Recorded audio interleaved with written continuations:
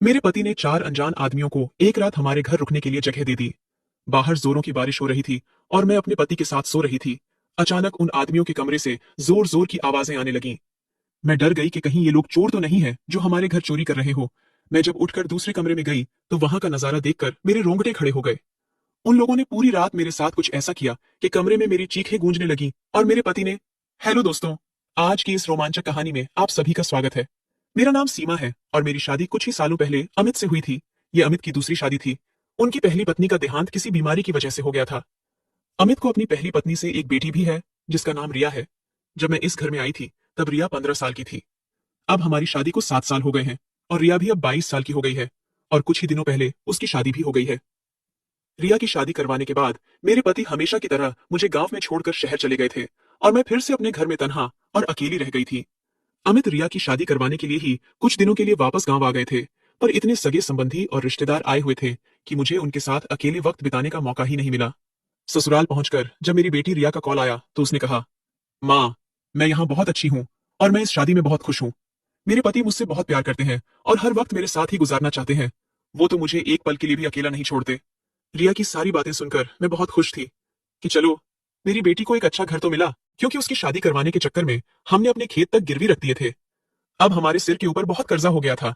मेरे पति कहते हैं कि वो शहर में काम करके धीरे धीरे यह सारा कर्ज उतार देंगे।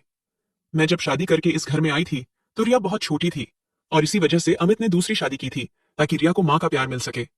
मैंने उस बिन माँ की बच्ची को अपनी बेटी की तरह ही पाला था और उसे खूब प्यार दिया था। मैंने कभी उसको यह महसूस नहीं होने दिया था कि मैं उसकी सौतेली माँ हूँ। रिया की तरफ से भी मुझे बहुत प्यार मिला था। पर शादी की पहली रात अमित ने मुझसे जो भी कहा था वह सुनकर मेरी आंखों में आंसू आ गए थे।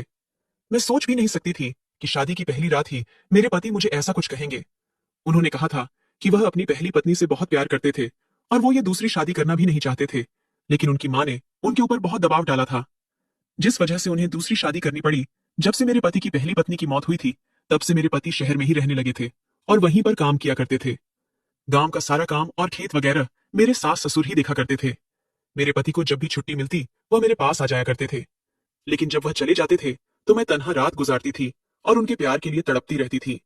शादी के साल भर बाद ही मैं गर्भवती हो गई थी और मुझे एक बेटा भी हो गया था। जब मेरे पति के बिना मेरा मन नहीं लगता था तो मैं उनसे कहती थी कि आप मुझे भी शहर लेकर चलिए, मैं आपके साथ रहना चाहती हूँ। यूं अकेले मुझे अच्छा नहीं लगता। पर वह कहते थे कि मैं शहर में इतने लोगों का खर्च नहीं चला पाऊंगा, इसीलिए तुम बच्चों को लेकर गांव में ही रहो ताकि उनकी पढ़ाई गांव में ही हो सके। हर महीने मेरे पति आते तो थे, लेकिन कुछ दिन रहकर वापस चले जाते थे। ऐसे ही मेरी जवानी धीरे धीरे अकेलेपन में कट गई थी और अब मैं 35 साल की हो गई हूँ। रिया की शादी के कुछ दिनों बाद ही मेरे पति ने मुझे कॉल करके कहा, सीमा, एक बड़ी मुसीबत आ गई है। मेरा काम चला गया है और मुझे कहीं भी काम नहीं मिल रहा है। मैंने उनसे कहा कि आप गांव में ही आ जाओ और खेती संभालो लो। तो मेरे पति ने कहा, सीमा, हमारे ऊपर बहुत कर्जा हो चुका है। अगर मैं शहर में काम नहीं करूंगा तो ये कर्ज कैसे चुकाऊंगा, और फिर तो खेत भी हमारे हाथ से निकल जाएंगे। मैंने कहा, अब तो रिया की शादी भी हो गई है, क्यों ना मैं भी शहर में ही आ जाऊं और काम में आपकी मदद कर दूं। शहर के लोगों को वैसे भी काम वालियों की बहुत जरूरत होती है और मैं खाना बनाने और बर्तन धोने का काम बहुत अच्छे से कर लेती हूँ। मेरे पति ने थोड़ी देर सोचने के बाद कहा, ठीक है, अगर तुम्हें ये सब काम करने में तकलीफ नहीं है तो आ जाओ, क्योंकि अब हमारे पास कोई और रास्ता नहीं है। हमें हमारे खेतों को बचाना होगा। अपने बेटे को सास और ससुर के पास छोड़कर मैं शहर की ओर रवाना हो गई। पैसों की जरूरत को देखते हुए मेरे सास ससुर ने भी मुझे शहर जाने की इजाजत दे दी थी। मुझे लगा काफी सालों के बाद अब मेरे दिल की मुराद पूरी होगी। काफी सालों से मैं अपने पति के प्यार के लिए तड़पी हूँ और अब मुझे वो प्यार मिलने वाला था। जब मैं पति के पास पहुंची तो मेरे पति मुझे देखकर बहुत खुश हुए। मुझे पता है कि वह भी रात अकेलेपन में ही गुजारते हैं। शहर पहुंचकर कुछ दिनों के अंदर ही मुझे 2 घरों का काम मिल गया। मैंने सोचा कि कुछ घरों का काम और मिल जाए तो अच्छे खासे पैसे आएंगे। गांव के मुकाबले शहर के लोग काम के अच्छे पैसे देते हैं। एक रात काम खत्म करने के बाद मैं अपने पति के साथ बातें कर रही थी, तभी बाहर बारिश होने लगी। बारिश बहुत तेज हो रही थी और रुकने का नाम ही नहीं ले रही थी। करीब रात के 11 बजे किसी ने हमारे घर का दरवाजा खटखटाया। मेरे पति ने सोचा कि इतनी रात को कौन आ गया होगा। जब मेरे पति ने उठकर दरवाजा खोला तो देखा कि बाहर 4-5 हट्टे कट्टे नौजवान खड़े थे। उनकी उम्र 35 से 40 साल के बीच की होगी। मेरे पति उन लोगों से बातें करने लगे तो मैं अपने बेडरूम में आ गई। मैं सोच में डूब गई थी कि आखिर ये लोग कौन हैं और हमारे घर इस तरह से क्यों आए हैं। थोड़ी देर बाद मेरे पति कमरे में आए और बोले कि बाहर 4 यात्री लोग आए हैं जो बारिश की वजह से बुरी तरीके से फंस गए हैं। वो लोग एक रात के लिए हमारे घर पर शरण मांग रहे हैं। तो मुझे उन लोगों पर दया आ गई और मैंने उनसे बोला कि हमारे घर में एक ही गेस्ट रूम है, तो आप चारों को वहीं पर रहना होगा। मुझे तो अपने कानों पर यकीन ही नहीं आ रहा था कि मेरे पति चार अनजान लोगों को इस तरह से घर में कैसे रहने दे सकते हैं। वह सच में बहुत सीधे साधे हैं और लोगों पर जल्दी विश्वास कर लेते हैं। पर यह भी हो सकता है कि सचमुच ये लोग बारिश की वजह से मजबूर हों। वैसे भी हमारे इस घर पर इतना कीमती सामान तो नहीं है कि चोरी करने आए होंगे। मेरे पति ने मुझसे कहा, यह लोग बहुत भूखे हैं, क्या तुम इन लोगों के लिए कुछ खाने को बना दोगी? मैं दिन भर सारे घरों का काम करके बहुत थक गई थी, पर फिर भी अपने पति की बात मानकर मैं रसोई में जाकर खाना बनाने लगी। जब मैं खाना बनाकर उन लोगों को देने आई, तो मैंने देखा कि वो चारों लोग मेरे ऊपर अजीब तरह से निगाह बनाए रखे थे। मैंने उस समय एक लाल मैक्सी पहनी हुई थी, जिसमें मेरा गदराया हुआ बदन साफ साफ दिख रहा था। उन लोगों को देखकर मुझे बहुत ही अजीब लग रहा था, क्योंकि पहले कभी किसी मर्द ने मुझे ऐसे नहीं देखा था, जिस तरह से वो लोग मुझे देख रहे थे। मेरे पति मुझे अपनी पत्नी तो मानते हैं, पर वह अपनी पहली पत्नी से बेइंतहा मोहब्बत करते थे। उनकी पहली पत्नी का नाम पलक था। वो अमित के बचपन का प्यार थी। अमित और पलक साथ ही बड़े हुए थे। साथ रहते रहते दोनों के बीच प्यार भी हो गया था। पूरा गांव इस बारे में जानता था, क्योंकि वो दोनों खेतों के बीच अक्सर घूमा फिरा करते थे।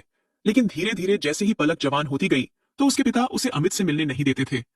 वो कहते थे, अब तुम जवान हो गई हो, अगर तुम ऐसे अमित के साथ घूमोगी तो तुमसे शादी कौन करेगा? पर कुछ दिनों बाद जब अमित और उसके घर वाले पलक के घर रिश्ता लेकर गए, तो सब लोग मान गए और उन दोनों की शादी हो गई। एक साल बाद उन दोनों को एक बच्ची भी हो गई। पर कुछ महीनों बाद पलक बीमार पड़ गई और चल बसी। मेरे पति उसकी मौत से उभर नहीं पाए थे। वो मुझसे कहते थे कि मैं तुम्हें पत्नी का हक तो दूंगा, पर कभी प्यार नहीं कर पाऊंगा। कभी कभी मुझे अपने पति पर बहुत गुस्सा आता था कि सिर्फ एक बच्ची को पालने के लिए उन्होंने मेरी जिंदगी खराब क्यों कर दी। आखिर मैं भी तो एक औरत हूँ, मुझे भी प्यार की जरूरत है। मुझे भी कोई ऐसा मर्द चाहिए था जो मुझे दिल से चाहे। मेरे पति तो बस मुझे एक जिम्मेदारी ही समझते हैं। लेकिन आज पहली बार कोई मर्द मुझे ऐसे देख रहा था, वह भी एक नहीं, चार चार। मेरे दिमाग में अजीब अजीब ख्याल आने लगे। मैं खाना देते ही अंदर अपने कमरे में आ गई। मैंने अपने कमरे से बाहर झांका, तो मैंने देखा कि उन लोगों ने शराब की बोतल निकाल ली है। काफी महंगी शराब थी, तो मेरे पति भी काफी खुशी खुशी पीने लगे। जब मेरे पति काफी देर बाद कमरे में सोने के लिए आए, तो वो नशे में पूरी तरह से अपना होश खो बैठे थे। मैंने किसी तरह से उन्हें संभाल कर लेटा दिया। मैं डरते हुए अपने कमरे से बाहर आई और उन लोगों से कहा, मैंने आप लोगों का बंदोबस्त अंदर वाले कमरे में कर दिया है। वो चारों बड़ी अजीब निगाहों से मुझे घूर रहे थे, क्योंकि वह लोग भी नशे में थे। मैं जल्दी से अपने कमरे में आ गई और बेडरूम का दरवाजा बंद कर दिया। फिर मैं लेट गई। मैं काफी थकी हुई थी, तो मैं भी सो गई। लेकिन आधी रात को बगल वाले कमरे से काफी जोर जोर से आवाजें आने लगी। घबराहट से मेरी नींद खुल गई, पर मेरे पति को पता तक नहीं चला और वह गहरी नींद में सोते रहे। मेरा मन कर रहा था कि मैं उनको जगा दूं, पर मुझे पता था कि वह नशे में है और उठेंगे नहीं। धीरे धीरे आवाज और शोरगुल बढ़ता जा रहा था, तो मुझे लगा कि उठकर देखना चाहिए, कहीं यह लोग चोर तो नहीं है। मेरे पति तो किसी के ऊपर भी भरोसा कर लेते हैं, पर मुझे वह आदमी कुछ सही नहीं लग रहे थे। करीब 10-15 मिनट तक मैं ऐसे ही अपने बेड पर बैठी रही, लेकिन उसके बाद हिम्मत करके मैंने अपने बेडरूम का दरवाजा खोला और दूसरे कमरे की ओर जाने लगी, जहां से आवाज आ रही थी।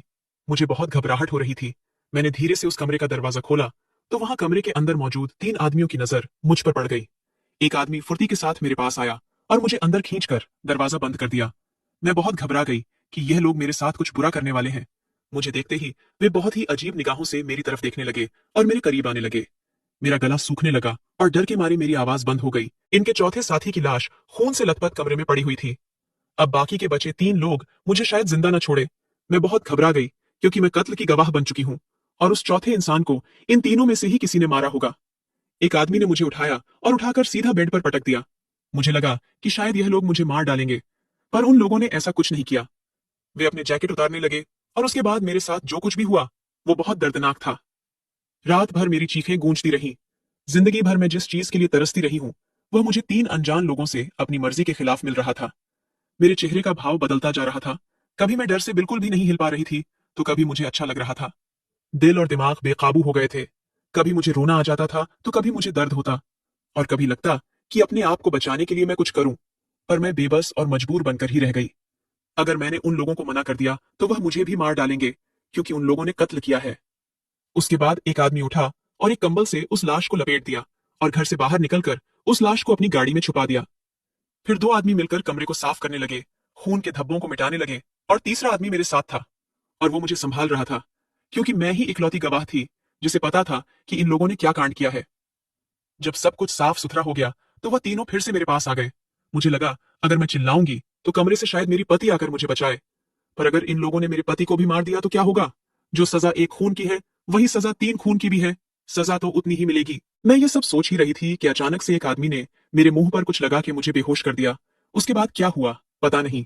सुबह जब मेरी आंख खुली तो मैं अपने ही बेडरूम में थी और मेरे बदन पर वही लाल मैक्सी थी जो मैंने रात को पहनी थी और मेरे आसपास लाखों रुपए पड़े थे।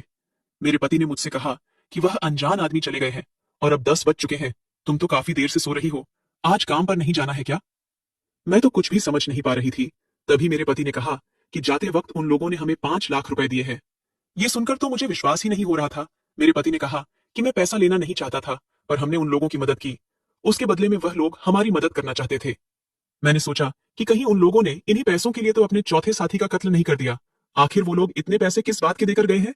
मेरे पति ने कहा कि मैं यह पैसे बैंक में जमा करवा कर आता हूँ, इससे हमारा सारा कर्ज चुक जाएगा और तुम काम पर चली जाओ। मेरे पति के जाते ही मैं रोने लगी। मेरे साथ जो कुछ भी हुआ था